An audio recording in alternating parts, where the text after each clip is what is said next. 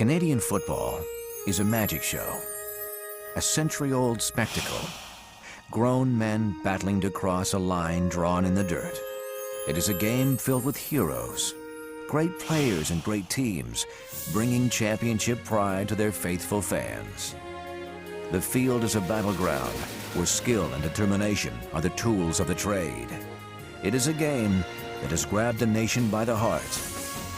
An annual struggle becomes an epic battle as teams fight for the ultimate glory. The chance to hold the Grey Cup and become forever known as a champion.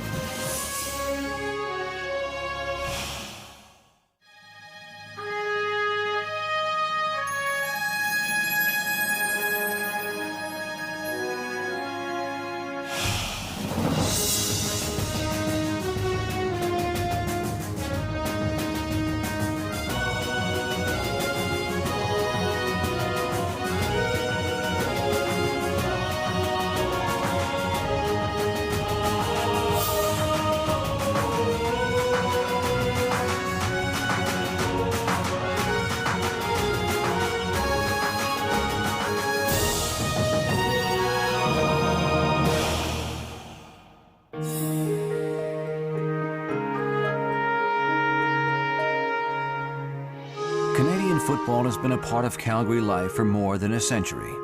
Long before they turned the Grey Cup game into a national celebration, Calgary's football fans cheered for the Tigers, the 50th Battalion, and the Altomas. In 1938, the Calgary Bronx were the most powerful team in the West. During the Second World War, football was on hold. But in 1945, the game returned to Calgary when the Stampeders first took to the field. 3 years later, playing coach Les Lear signed a local Chinese-Canadian running back, Normie Kwong. I had just finished a junior campaign in which I was the most valuable player for my team, so I thought I had a fair shot at it. I always felt I could hold my own on the field, and I always really wanted to play. I was so young that I guess I was too dumb to be intimidated. After recording the only undefeated season in league history, the 1948 Stampeders captured the West. Heading to Toronto for the Grey Cup game, Coach Les Lear made certain that the team remained in top shape. We went down on the train, and Les Lear was such a stickler on conditioning that every time there was a stop, the players had to go out and run around the train. And if there was a half-hour stop, we used to have to get out, put on our sweats, and run around the train. I don't think Toronto had ever seen anything like the Calgary Stampeders coming east. They brought their chuck wagons, they had horses parading through hotel lobbies. It gave it another dimension. Facing the Ottawa Rough Riders, the Stampeders ran the ball effectively, but it was their trademark aerial attack led by star quarterback Keith Spaeth and receivers Woody Strode and Normie Hill that made the difference in their 12-7 victory. With their first Grey Cup in franchise history, the Stampeders and their fans celebrated all the way home. The train ride back was a continuous 4-day party. Went on from day and night. There was one of the cars was a empty, just a freight car, I guess, and they used it, the band used to play in there. They had a Western band, and people would be dancing, and every time we stopped on the train, there were fans out, even in the middle of the night, to greet the team because they knew the team was coming through at that point. As the Stampeders celebrated, Les Lear and Woody Strode made a trip to Hollywood to visit Strode's former teammate and now actor, Ezra Sugarfoot Anderson. I was working in the picture with Paul Douglas and Linda Donnell. Everybody does it. And here this doors open to the studio, and this big, tall, black guy walks in with a short white guy. And I says, who in the heck is this? Lear and Strode convinced Sugarfoot to resume his football career in Canada. Before he left, his mother decided to do a little research. She says, I can't find anything on Canada in the library, but it's a lot of Indians and Royal Mounted Police, and that's it. She kind of feared that I was going into rough territory. The defending champion Stampeders returned to the Grey Cup in 1949, but this time they were outgunned. Flinging Frankie Filchuk and the Montreal Alouettes captured a 28-15 victory, but the loss did little to dampen the spirits of the Calgary contingent. We rode that train coming back from the Grey Cup, but I loved it. We had a bar car, we had a dance car, and we just had a ball coming back on the train. For the Stampeders, the 50s began with a huge mistake. They decided they could do without Normie Kwan.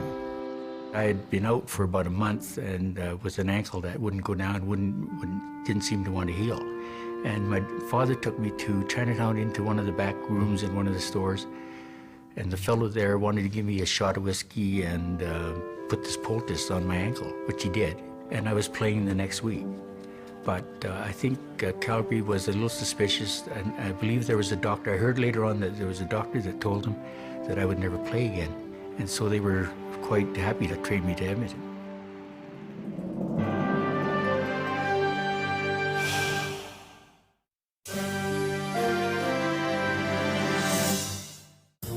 In 1960, the Stampeders signed Lavelle Coleman, a back who brought both power and speed to the Calgary offense.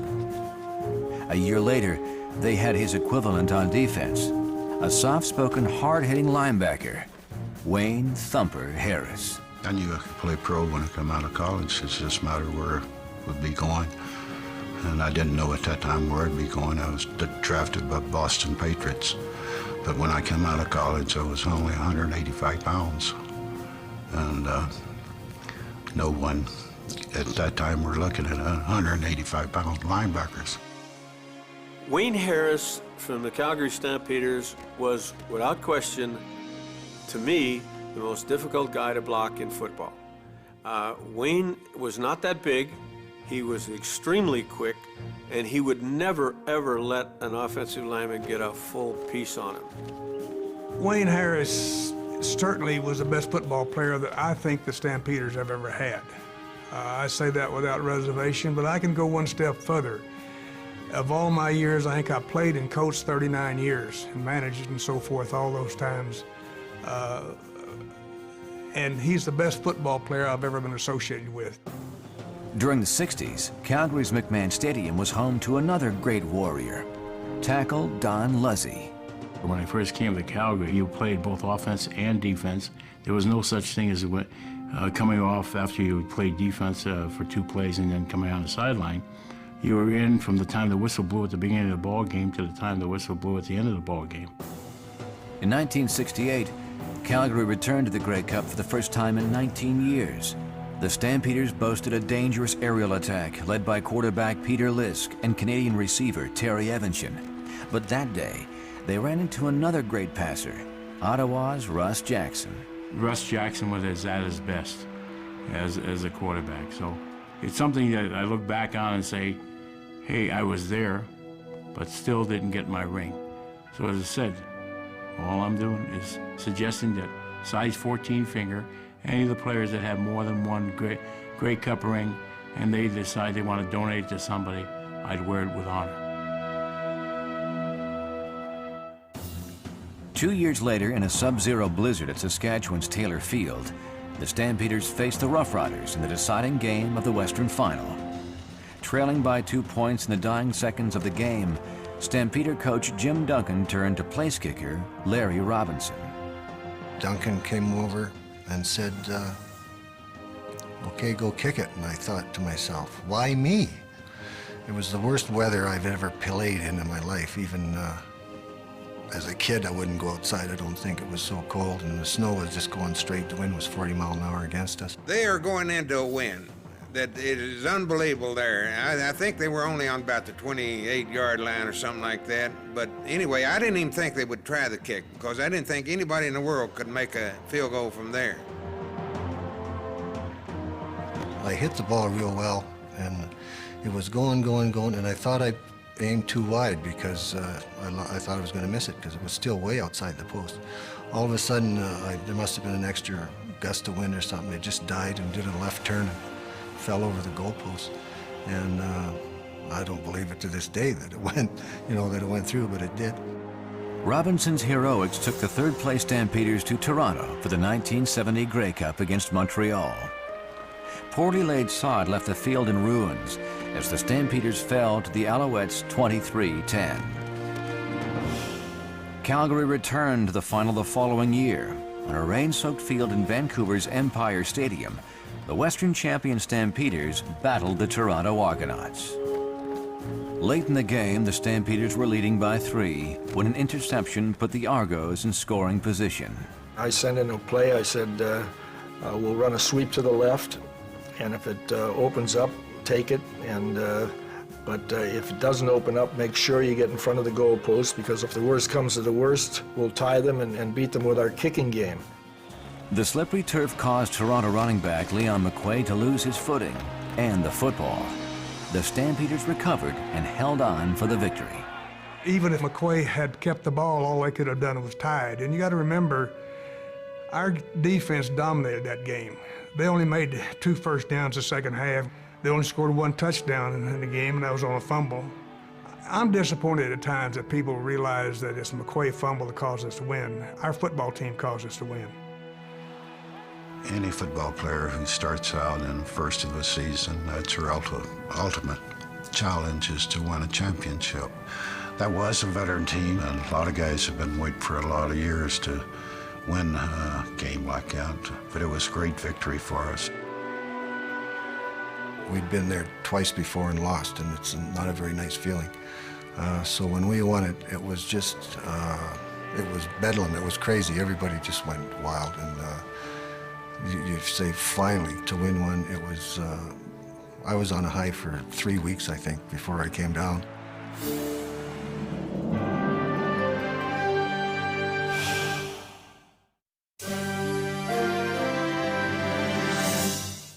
Through the 70s, the Stampeders saw little team success, but Calgary fans retreated to highlight reel performances from running back Willie Burton, the league's most outstanding player for 1975, and defensive all-star John Helton, who was twice named the game's top defensive player. John Helton could stuff the run, he could rush the passer on a screenplay, and still run downfield and keep it for like a 2-yard gain. He was an amazing athlete at defense. I don't think there's many defensive tackles nowadays that had all those skills. John Helton was a clean, hard-nosed football player that when that game was on did everything he could to win. But John Helton was also a guy that when the game was over would come up, congratulate you, want to know if you'd want to go fishing. When the ball was in the air, the Stampeders relied on a Canadian receiver who was the 3rd member of his family to wear Calgary colors, hometown hero Tom Forzani. Well, Tom Forzani is he's a tough guy, mentally tough and everything like that. So he could get open and catch the ball in any kind of condition. What I would try to do, and I think I did a pretty good job of it, I would eliminate the other players on the other team by the concentration on the football and the football only. Because if your mind ever wandered, then your opportunity or your chances of catching that football greatly decreased. For the Stampeders, playoff appearances were rare and the Grey Cup a distant dream. But for Calgary fans, any season could be rescued by winning 2 games. The gang wars with the Edmonton Eskimos, known simply as the Battle of Alberta. The Battle of Alberta, if you go back through history, you could have the Eskimos, winning Grey Cups in Calgary at the very bottom of the league, but Labor Day, all bets are off. It's just a different game than any other game in Canadian football. The Battle of Alberta is in all sports between Edmonton and Calgary. Hockey, football, baseball, anything that goes on. And we hated them worse than anybody. But in the 60s, we were lucky enough that we beat the crap out of them most of the time. And there's no question that there was just a little bit more nerves and just a little bit more sincerity. It was serious, get down, dirty, hard-nosed fight. I always remember going down there on Labor Day and playing against them, and being in the hotel the night before the game, and their crowd would be outside of our hotel trying to keep us up all night, ranting and raving and screaming in the night. Anything they could do to disrupt us. It was a tremendous rivalry. Edmonton and Calgary, they hated each other. I didn't know two cities that close could really hate each other that much. Like if I went to Calgary and I wore some Edmonton Eskimo stuff, God, people sweared at me, cursed at me. It was terrible. Through the 80s, the Eskimos dominated the Stampeders. In 1990, Wally Buono took over as head coach. His top priority, winning the Battle of Alberta. They had been, I guess, so much in the shadows of the Eskimos that they didn't believe that they could ever be better than the Eskimos. And I think because of that, there was always that, inferiority. That was something that, we felt, or I felt, that had to change. That year, Buono took the Stampeders to the top of the West, and the following season, they defeated the Eskimos to earn their first Grey Cup trip in 20 years. The game would be a learning experience for the Stampeders as they fell to the powerful Toronto Argonauts 36-21. The following season, the Stampeders signed a superstar, quarterback Doug Flutie. When we got Doug Flutie to come in with what we felt to be already a very good football club, we knew going into training camp that we were going to be a Grey Cup champion. And Doug had never won a national championship, so he was hungry too. Among an outstanding group of receivers, Flutie found a favorite, the incomparable Alan Pitts. He was the most dominant receiver I've ever played with. He could dominate a game. When he was going good and you were leaning on him to throw the ball and we needed big plays, he had the ability to put a move on a guy and break away, and he put the ball up there and let him go make a play. In the 1992 Grey Cup game, Flutie and the Stampeders took to the field to face the Winnipeg Blue Bombers. Flutie wasted no time as he launched an immediate aerial assault. We put on an exhibition throwing the football against Winnipeg in that Grey Cup, and it was just enjoyable. It really felt like we could do anything we wanted. The Stampeders scored on 4 of their first 5 offensive drives as they cruised to a 24-10 victory that made Doug Flutie a Grey Cup champion. It was my first championship, and people in the States ask me what the highlight of my career has been so far and all that. And yeah, some of the things that happened in college and the Heisman Trophy and all, but and I've had a lot of great memories in the NFL now, but that was my first championship, and that 92 championship meant a lot to me.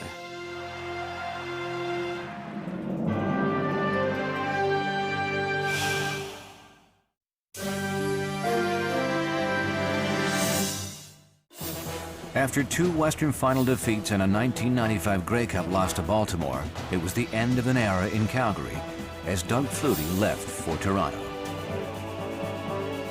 In 1998, Calgary was back in the championship against the Hamilton Tiger Cats. At the helm for the Stampeders, Jeff Garcia. Leading the Hamilton attack, quarterback Danny McManus. It was a classic Grey Cup battle. On their final drive, Calgary trailed by a single point. Jeff Garcia set the stage for a dramatic finish. Calgary just drove the ball all the way down the field. It looked with ease. Jeff Garcia was just unstoppable in that drive, throwing, running, doing whatever he wanted to, and then setting up Mark McLaughlin for a field goal that was going to go through. I felt pretty comfortable that Mark was going to step in there and make it, and everything's happened so quickly that when the ball went up, I saw the rotation, I knew he was going to have it. I put my hands in the air looking for someone to jump on. Mark had already was running to the sideline to celebrate. You always want to win a championship, and it doesn't matter what level you're at, whether you're in junior high or playing in professional football. You're building and working for a championship, and by being in the league 3 years at that point, I realized how tough it was to get there, let alone win one. And you don't necessarily have a lot of players that win championships, and I've got my ring, and I'm happy to wear it.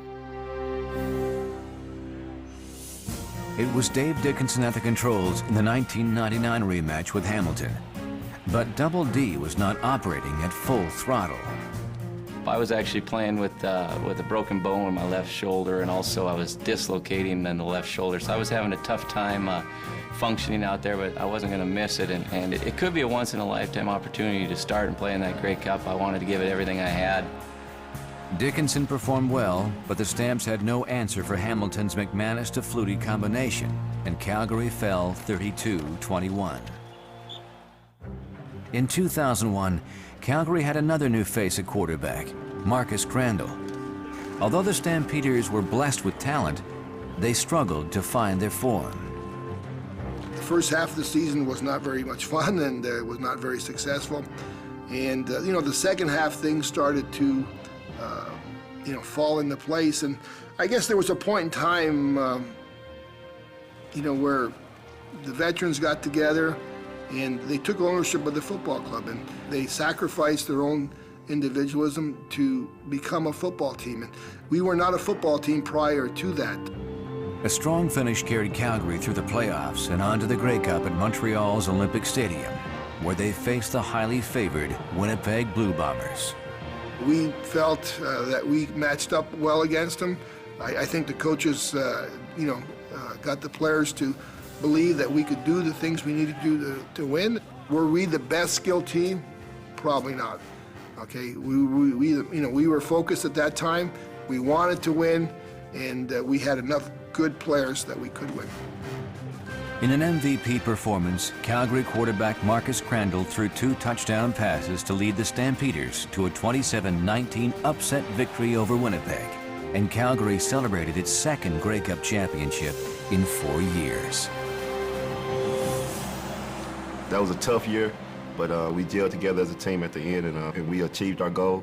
And that's just the best. That's the best feeling in the world, to be a champion, and to say you're the champion of the CFL for that year. No one can take that from you. So it's a great feeling, and nobody want to be number 2. They always want to be number 1.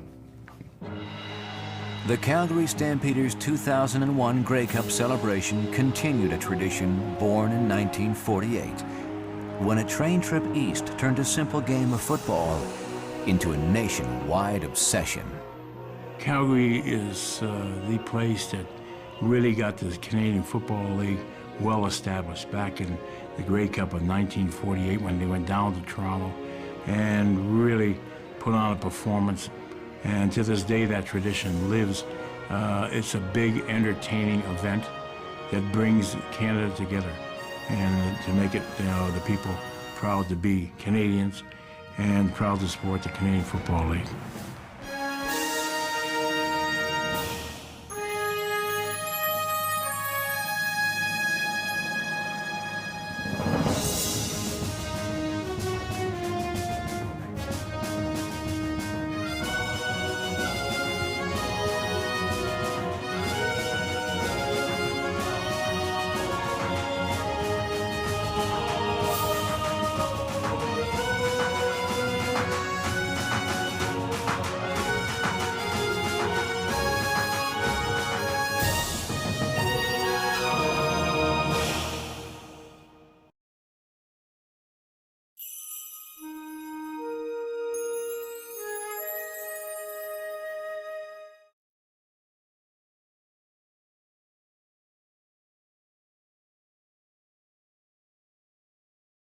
I got the name Sugarfoot because of, first thing, size 15 shoe.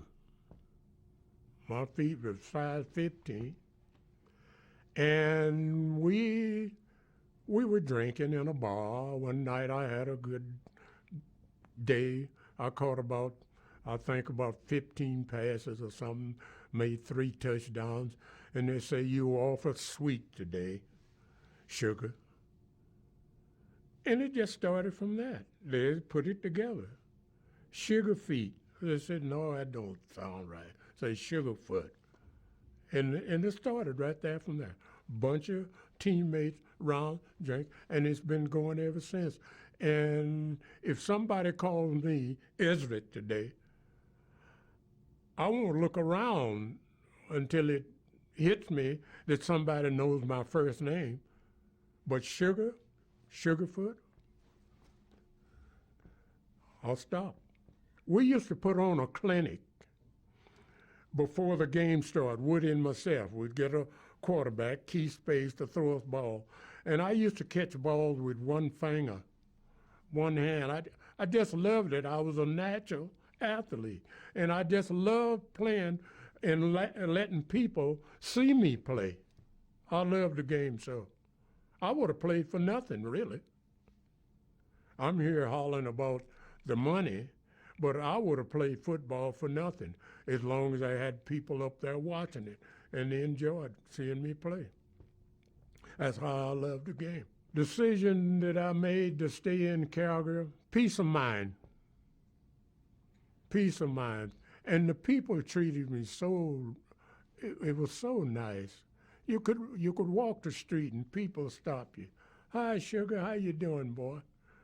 Nice game yesterday. You don't get that in L.A.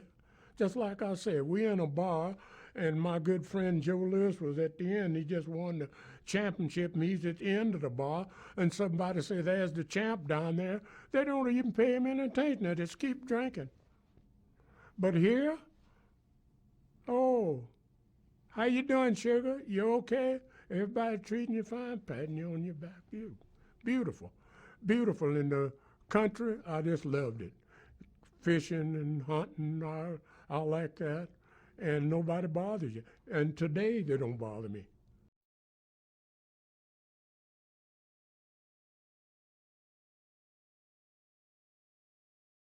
We started with 9 rookies, and I guess Roy Shivers and myself sat down and, we, kind of kindly said, hey, why don't we just do it our way, start fresh, and, if it works, great. If it doesn't work, at least we gave it our best and did what we want to do. And the thing about Alan Pitts was we were working out a whole bunch of quarterbacks, I think, in April, and Roy had gone to a camp, and Alan was there, and he said, well, I got this receiver I want you to look at.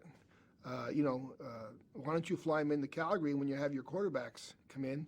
He'll work out for you. I said, okay, that's no problem. So, we flew Alan in, and, nobody knew who Alan Pitts was at that time. And, Alan wasn't very athletic, wasn't very fast, but he was big. And, our team was so slow the year before as far as receivers that even a guy who ran 4.8 or 4.78 looked okay. So I can remember Alan and myself walking across McMahon Stadium, and Alan said, hey, Coach, all I want to do is just play. He said, give me whatever contract you want. It's got nothing to do with money. And, I think we gave Alan a $50,000 contract. And at that time, it was just, you sign players, that's what you sign them for. And he went back home to L.A., got himself in, I guess, decent shape, because when he came back, he ran better than 4.8, and we had him out as a wide receiver, and I think he caught 65 passes that year. The following year, John Huffnagel, we moved him to an inside receiver, and I guess the rest is history, right?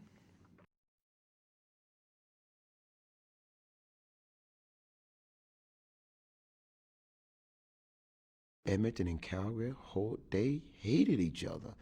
I didn't know 2 cities that close could really hate each other that much. Like if I went to Calgary and I wore some Edmonton Eskimo stuff, God, people swearing at me, cursed at me. It was terrible. But I got them back good though. Cause for the 1993 Grey Cup, me and Willie Pless, we bought 500 stickers, Edmonton Eskimo stickers. And everything we see Calgary Stampede on, we stuck a sticker on it. So it was 500 Edmonton Eskimo stickers sticking on something down there. That was a big rival. I didn't know, people hated me there. This one I never forget, this one old lady used to sit behind the bench. She had to be about 80 years old. And I go, now I was warming up on the sideline. She stood up with her cane. I thought she was joking at first. She said, don't you be running touchdowns on this football field. She pointed at me with her cane. I said, oh, grandmama. She said, don't you grandmama me, because if you do that again and run a touchdown, I'm going to hit you with this damn cane. I'm like, she taking it serious. Oh, she was like, really, didn't want me to be. She go, you always taking the game away from us. And like, oh, I'm like, wow, this made it interesting. But it was a big rivalry. I never could figure out why a city, those 2 cities could hate each other so much.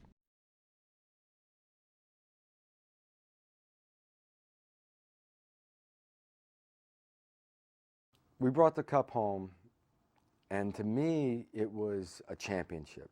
I was just so relieved to win it all, and I had that American point of view of I didn't know a lot about the tradition of bringing the cup home and taking it around the city and all that, and Sponge introduced me in a hurry. Dave Sapungis, we had the cup over at Nick's right across the street, the restaurant that a lot of the players hung out at, and that night we did a live sports show at 11, and I remember Sponge going in with a ski mask on into the studio, kind of hijacking the sports show that night, and dragging me along with him and bringing the cup on the air and telling the people of Calgary, yeah, we're taking it downtown tonight. We're going to be out on the strip in the bars or whatever. And Dave took it around all night long, and just the whole atmosphere for him was just it introduced me to what it meant to a city to win the Grey Cup.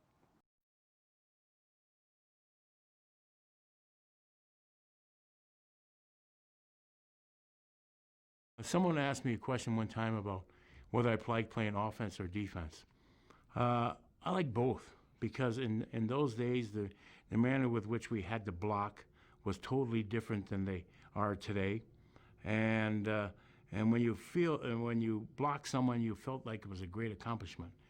Playing defense is different. It was the idea of beating and outmaneuvering the man in front of you, or the men in front of you, whether it be a single or a double team. And that was a great accomplishment. Getting to the quarterback was super. It was the ultimate. And being down, laying on the quarterback while he was trying to breathe, and you were pretending trying to get up, and making it more difficult for him to catch his breath. That was the ultimate.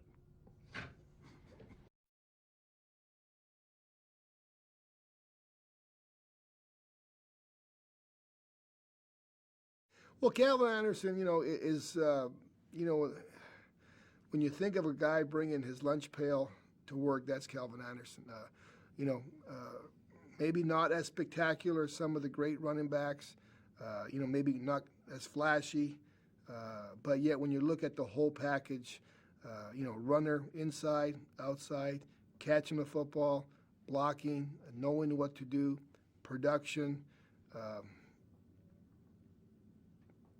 The fact that he plays 18 games a year, every year, that has tremendous value. You look at why Calvin rushes every year for 1,000 yards. It's because he plays every game. Dependability, is a tremendous asset. Durability is a tremendous asset. And, the thing about Calvin, like I said, he's a tough individual. Probably doesn't get the credit that he deserves that way. But yet, the Calgary Stampeders were successful because guys like that lined up each week and went out and did a job.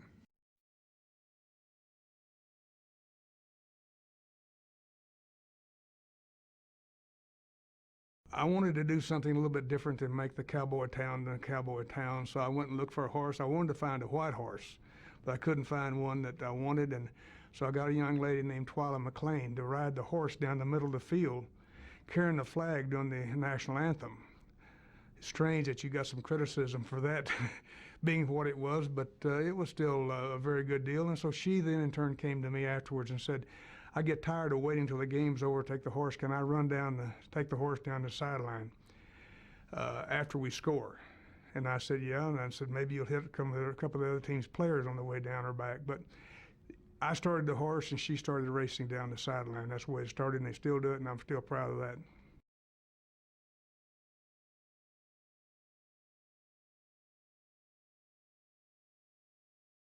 I think over a period of time, I broke my nose somewhere between 6 and 7 times. It was just healing one time, and what happened was I was in a ball game, and in those days, remember, we didn't play with masks back when I started playing. And so, of course, the first time I had a plastic mask, it was a little strip of plastic that came out in front of your nose. And so the player I was playing against felt that this was a handle and started pulling down on it and just spread my nose wider. and sooner or later I ended up with a beak on it. So, I mean, it takes, sometimes, you know, like it's in the sport itself, if you have to look at all the injuries that you're going to get, you'd stray away from the football aspect of it because the potential is there. But, you know, if you play for the love of the sport, you play for the love of the sport.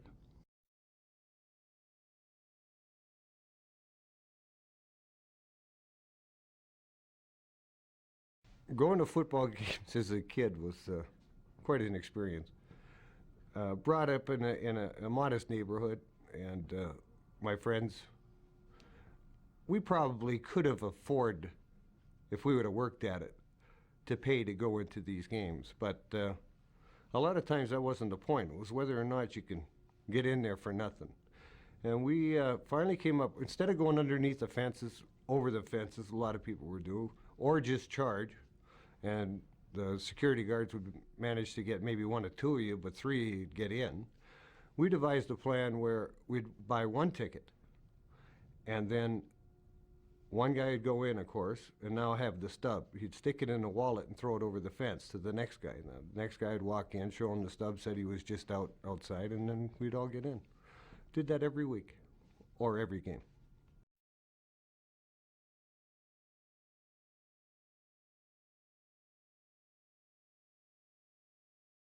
My first year starting at guard, and we're playing in Calgary, and I'm playing against John Helton. And John Helton, for some reason, switched over me, and that reason was because I was really bad and he was really good, so he was going to have a big day. And Ron Lancaster was our quarterback, and probably about the second or third play of the game, John Helton, like he beat me clean. I didn't even touch him.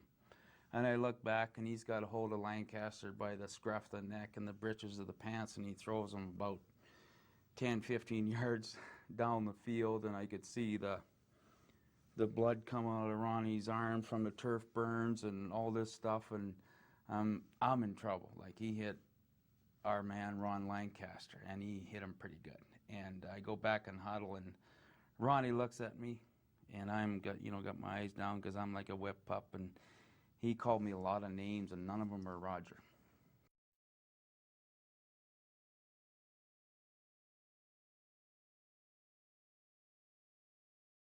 It was very special to play with the Stampeders for 11 years. Unbelievable thing was that my brother Joe and my brother John played their entire careers with the Stampeders, and that's very unusual that you would have three players, professional players, that play that length of a time for one team, let alone being three brothers to do it for just one team. My mother would never watch a football play, but she was the best person that would tell you exactly what would happen in the huddle. Because in the huddle she would watch, but as soon as they broke the huddle, she would get her rosary out and start praying until the play was over. She would never watch a football game. It was amazing. Always afraid that one of her sons would get hurt. She went through hell for, about 17 years, I think. Believe me, my whole world was football. I really wasn't conscious about anything else. I was one of those athletes that was just an athlete. Yes, I did go to university, I did get my degree, and when I came here I was a school teacher for a while, but that wasn't a priority to me. My number one thing was football, and I really took it to heart. And winning and losing was very important. And I like to read about it in the paper also, whether we won or lost. And of course, if they said something about me, I'd read it twice. When I first walked in, and to be amongst the guys, Jerry Keeling, Larry Robinson, Peter Lisk, Frank Andrewski, John Helton, all of these players that just a few years ago, out in the fields, I'm calling their name and I was pretending I was one of those guys. Unbelievable experience, unbelievable feeling. And then you realize that these guys are just normal guys. You put them so far on a pedestal and so high up there emotionally that they get you going till you meet them, and it brings you back down to reality. But that also helps your play in football, because you realize that these guys, they don't criticize you and they only help you, of which each and every one of them did. probably the football player that helped me the most would be my brothers, Joe and John. Obviously, you look up to them because they're the siblings, and it was such a great experience for me to catch up to them and play on the same teams. Whenever you have a problem, how fortunate is one when you can not only go to one of your teammates, but you can actually go to your brother, a family member. And they definitely helped me through.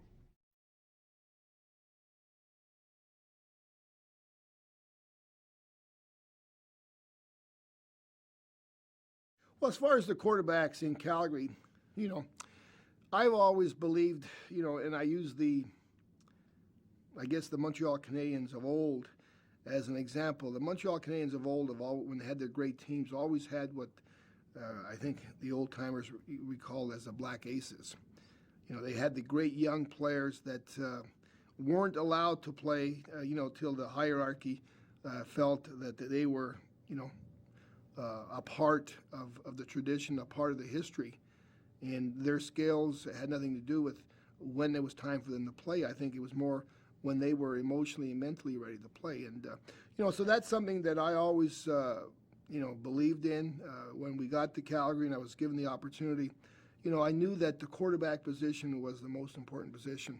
And I knew that you had to have a succession of people in place so that if there was an injury or if somebody left, that you would have the next person to step up. And, taking the Canadiens example of the Black Aces was always something that, was in the back of my mind.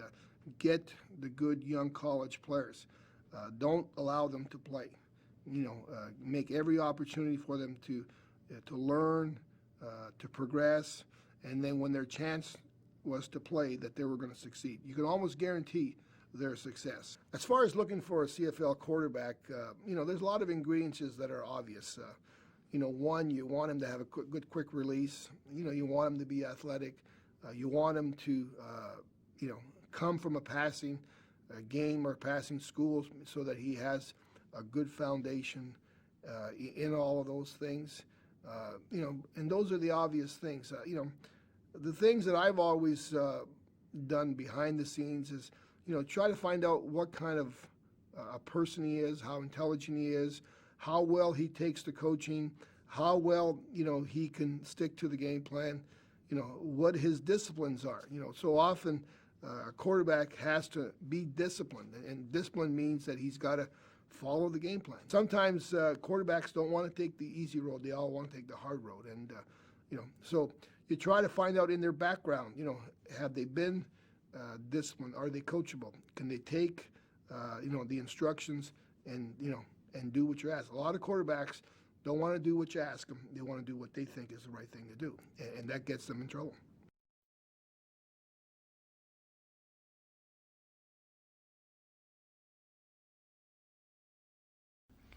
Mawada Stadium, which no one probably even remembers anymore, but that was the old stadium in Calgary, and I'll tell you, we used to play a few night games there, and I'll tell you, it was the darkest stadium I ever played in my life. When I came to Calgary in 1958, looking at the stadium where you probably had 13,000 fans could fit in there, and then the McMahon brothers decided that, hey, the stadium needed upgrading. If this is professionalism, then what they should do is they made a contribution, because George McMahon was the president of the club, and he and his brother were in the oil business, so they donated a substantial amount of money to the university and to get the stadium started up by the University of Calgary. And it ultimately got started in March of 1960, and it was completed in 101, 103 working days, and I always remember what the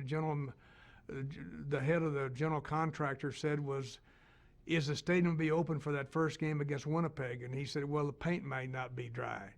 It was just that close to getting the stadium done. But it was really what took our football club from a mediocre type franchise into a major league franchise. And McMahon Stadium probably was one of the few stadiums at that time in North America that ever capitalized itself by paying for itself from the original investment.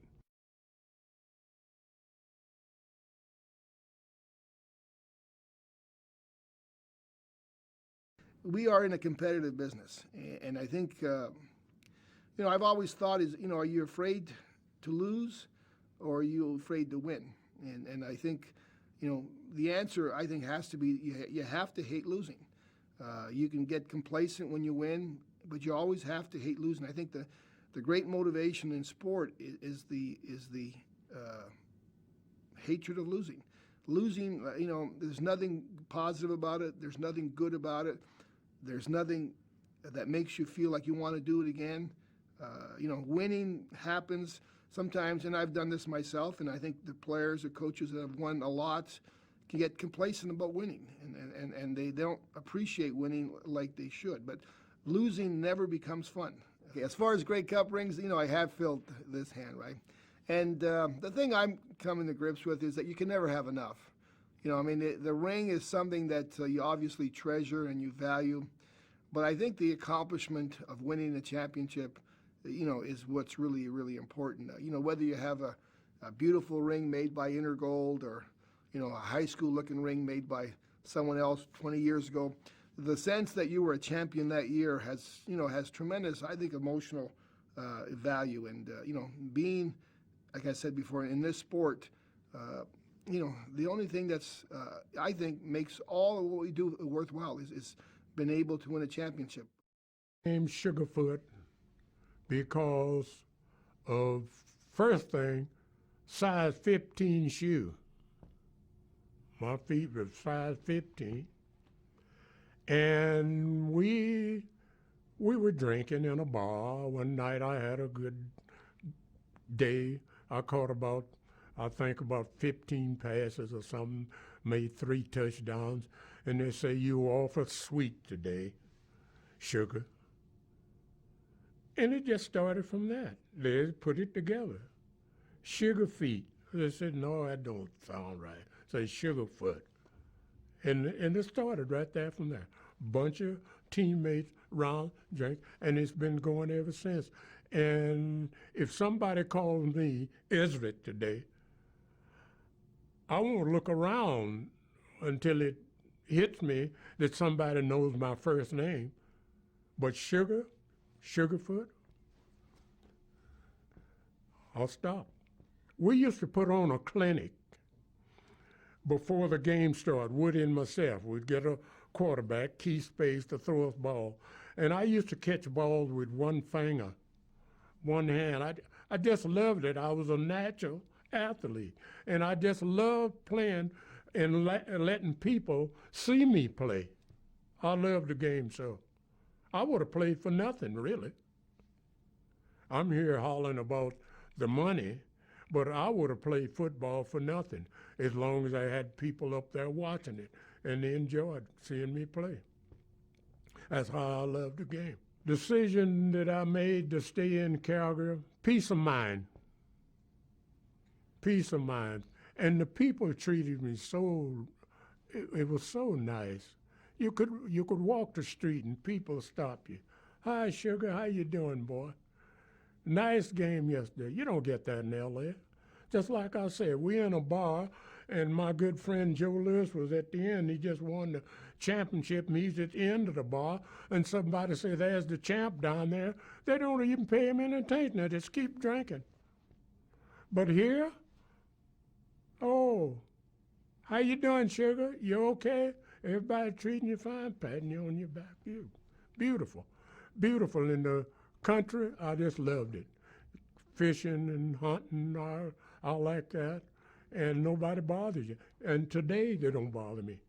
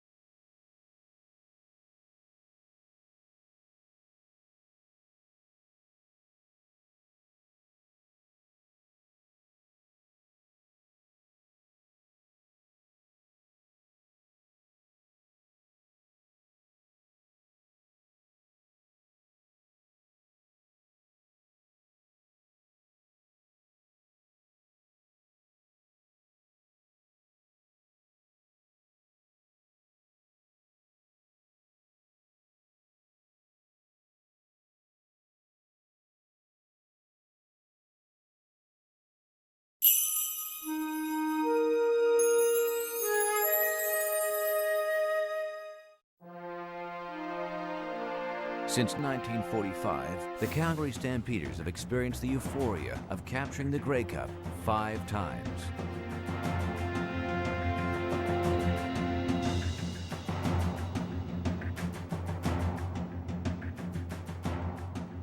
In 1948, the 12-0 Calgary Stampeders emerged from the West to challenge for the Grey Cup against the Ottawa Rough Riders. Along with the Stampeders came their fans, who injected a little Western hospitality to the Grey Cup festivities that remain to this day.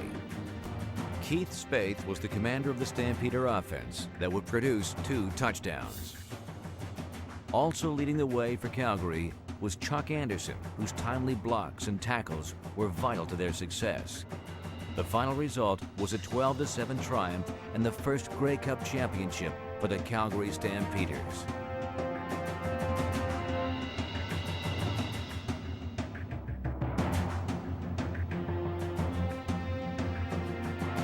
Following Grey Cup losses in 1949, 68, and 70, the Calgary Stampeders were back in 1971 to face the Eastern champion Toronto Argonauts at Vancouver's Empire Stadium. The Stampeder defense would take control of the soggy gridiron. In the twilight of his storied career, linebacker Wayne Harris played inspiring football. Harris tackled the Argonaut ball carriers with ferocity. The Stampeder offense was generated by quarterback Jerry Keeling. In the first quarter, he completed a pass to Herm Harrison for the first Calgary touchdown of the game. In the second quarter, Jesse Mims recorded Calgary's second major score on a 6-yard run.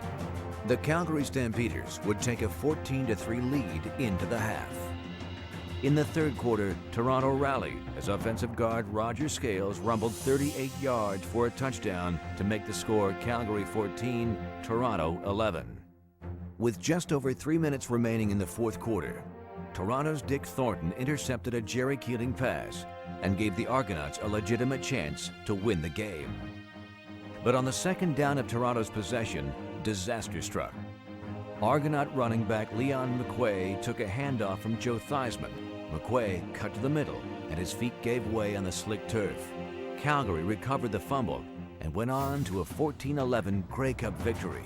It was their first national championship since 1948, and a chance for superstar Wayne Harris to hoist the most coveted prize in Canadian football.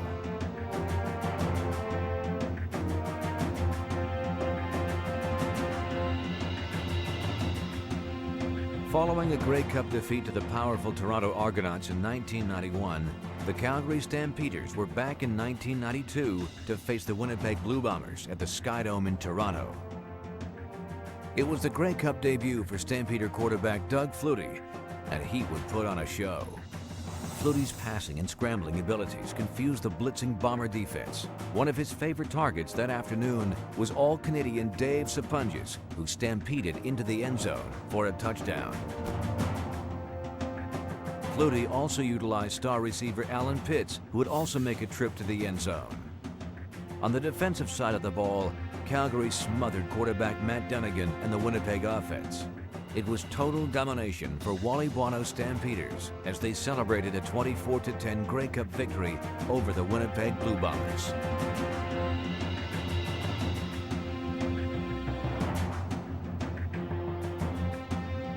Following disappointment in the 1995 Grey Cup and a series of losses in various Western finals, the Stampeders were back on the national stage in 1998. At Winnipeg Stadium, they faced the Hamilton Tiger Cats for supremacy in Canadian football. The Calgary offense was fueled by Jeff Garcia, who would pass for 260 yards and score a rushing touchdown. In addition to Garcia's heroics, Stampeder running back Kelvin Anderson rushed for 105 yards. Ultimately, the game would be decided by one man. For Stampeder kicker Mark McLaughlin, emotions were running high. With no time left on the clock, McLaughlin was called upon to kick the Stampeders to victory. In addition to deciding the outcome of the game, a recent death of McLaughlin's father weighed heavily on his mind. But he remained focused and delivered a heavenly kick through the uprights for a 26-24 Grey Cup victory.